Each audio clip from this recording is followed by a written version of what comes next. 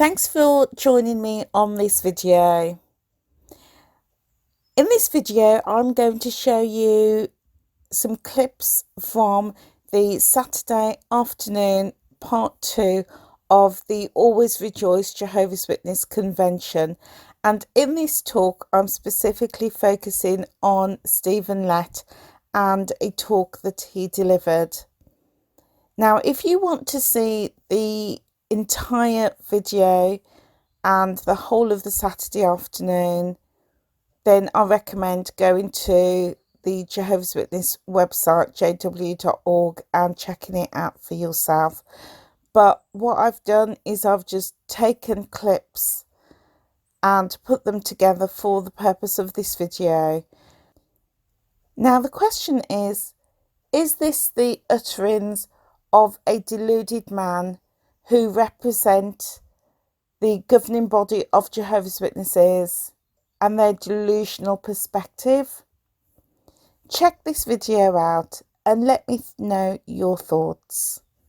If we think about it, millions have been made disciples during these last years of the last days. But in the new world, apparently, billions of disciples will need to be made.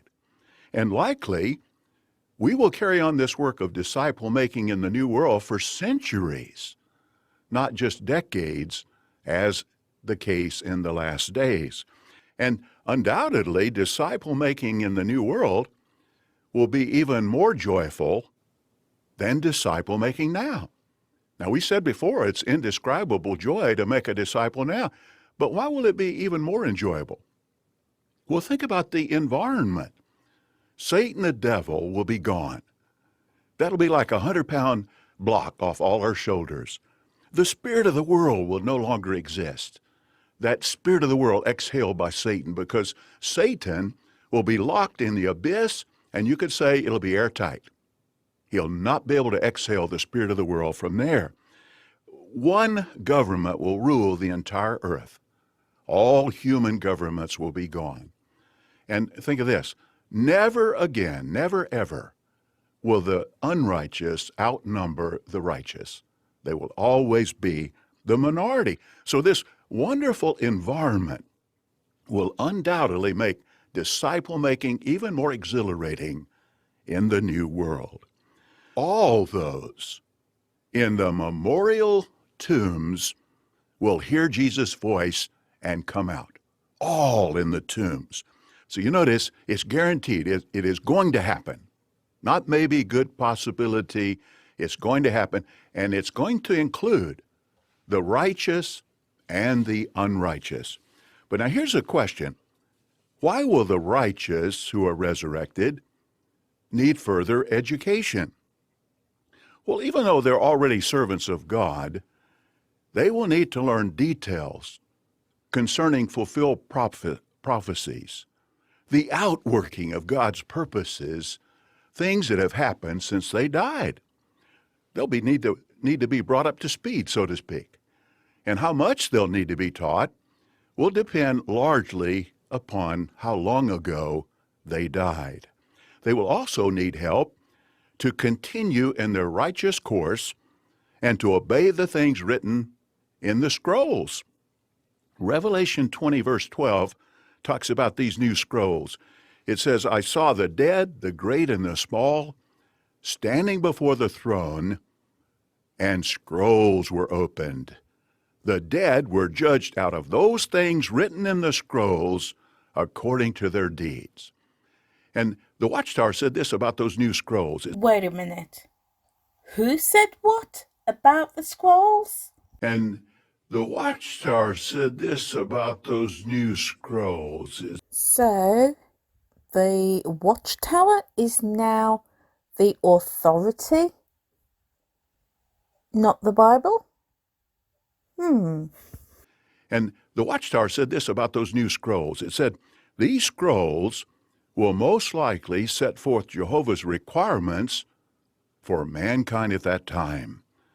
By studying these, all people, including resurrected ones, will be able to know God's will for them. These scrolls will surely give us further insight into Jehovah's mind. That's exciting indeed to ponder, isn't it? Included among the righteous to be resurrected will be faithful ones who will be brought back to serve as princes. And the Watchtower pointed out that one example would be Daniel. Here we go again. The Watchtower says, this bloke really thinks that the Watchtower is an authority. Interesting.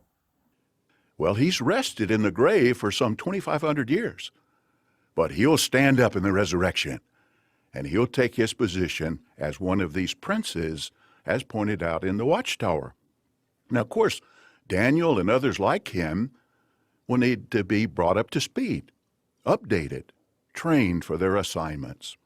Also, many of the princes will be selected from the faithful elders who are taking the lead today, as pointed out by the Watchtower. But of course, Jesus, the Messianic King, will make the appointments. So what do we know? They will be good appointments.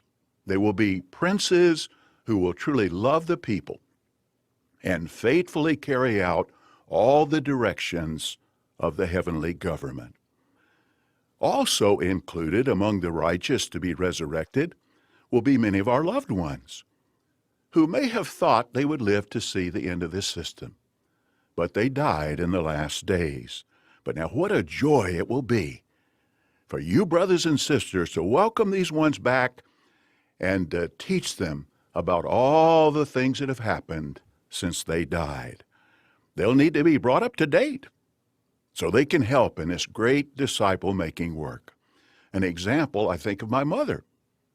She was baptized in 1938. She died in 2012, a little over 8 years ago. She really wanted to see the end of this system. But when she comes back, just think of the things that have happened in the 8 years she's been gone. She'll have to be brought up to speed, won't she? This is JW Broadcasting from the world headquarters of Jehovah's Witnesses. She doesn't even know about the broadcast. She'll have to be brought up to speed, but she'll be so happy to learn about this and other developments. Hold up. So when millions of people have been resurrected back to the earth, they're going to be taught about JW Broadcasting? Seriously? But now here's a question. Where will the billions of new disciples come from? Even though the resurrected righteous ones will need to be educated, they're already disciples, aren't they? So where will the new disciples come from? Well, ones born after Armageddon will need to be made disciples.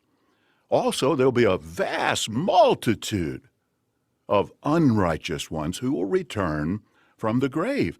Now, they'll come from all different backgrounds, and they'll come back and they'll need to be taught.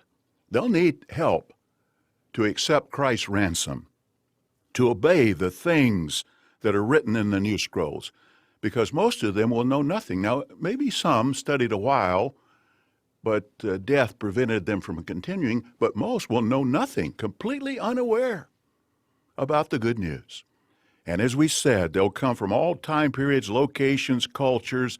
Some may have been rulers, maybe slaves, maybe criminals, maybe self-righteous persons. Maybe one's died in combat, died in childbirth, died of disease, perhaps the coronavirus, died by starvation, natural disaster. And it seems that the last thought on their mind when they died will be the first thought when they come back. Okay, Stephen Lett. You're either making this up or you're deluded. Or maybe both.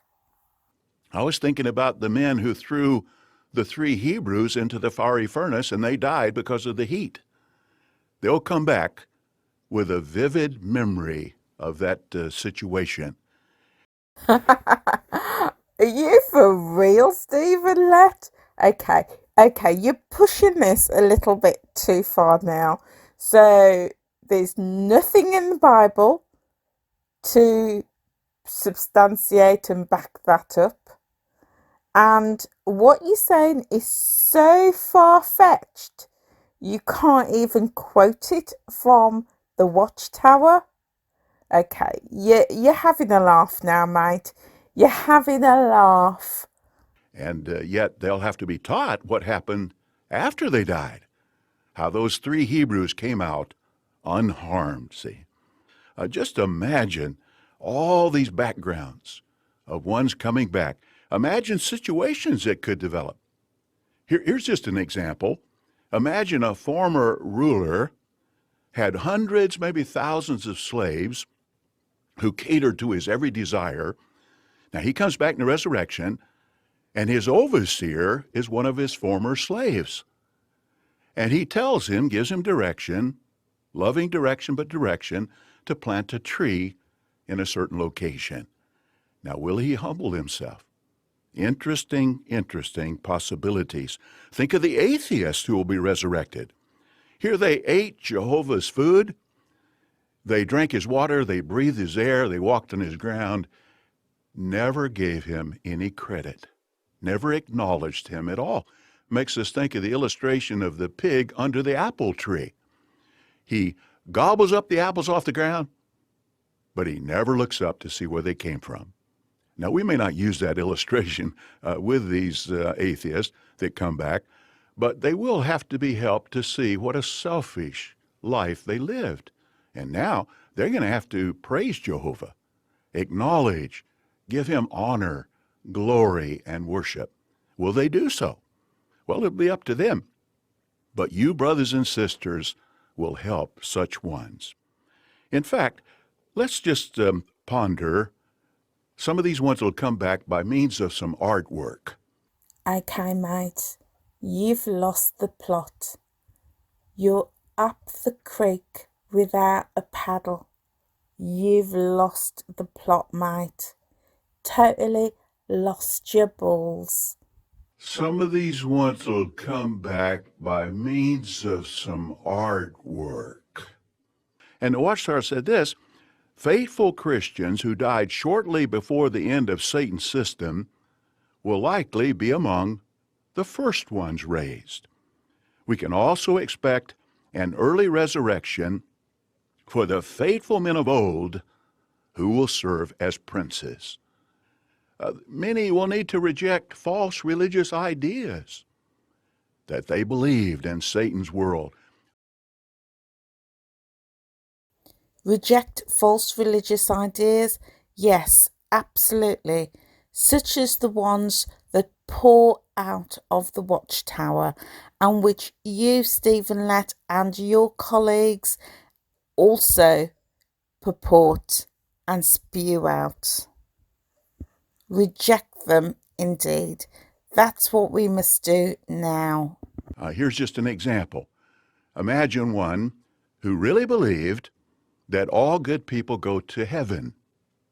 But now he's resurrected and he's brought back here to the earth. Obviously, he'll know that teaching was wrong. But what about other false teachings that he believed? Will he change his mind and heart? Will he accept these truths? It'll be up to him. But you, brothers and sisters, will help such ones. There will be many others who will come back who will have to abandon their former way of life. I was thinking, as an example, a homosexual. Now, this former homosexual comes back in the resurrection, and he really thought, and he was taught, and he came to believe that God accepted him with that lifestyle. But now he's going to learn about Jehovah's moral standards, and he's going to learn that Jehovah will not lower his standard to accommodate us. We have to come up to Jehovah's standard to enjoy life eternal. All must learn to walk in Jehovah's righteous ways and willingly choose to do so. But now, what if someone refuses to make the necessary changes? Well, the Watchtower commented on that. Why am I not surprised by that? They seem to have an answer for everything, a made up, totally delusional answer. It said, after being given ample time, maybe even 100 years, to seek God, some will show that they refuse to practice righteousness. Justly, they will lose life in the new world. And you know this because... Oh yes, I forget. You're not inspired of God, so you have made this up. That wonderful knowledge will enable faithful humans to grow to perfection and to sufficiently be equipped to face and pass the final test at the end of the 1,000 years. And by the way, the Bible will be used in the New World.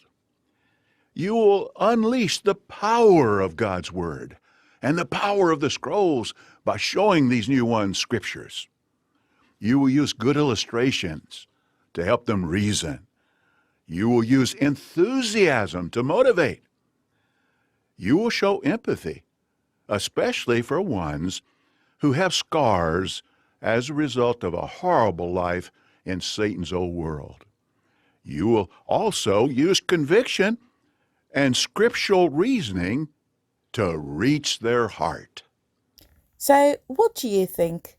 Do you think these are the words of a sane, rational man?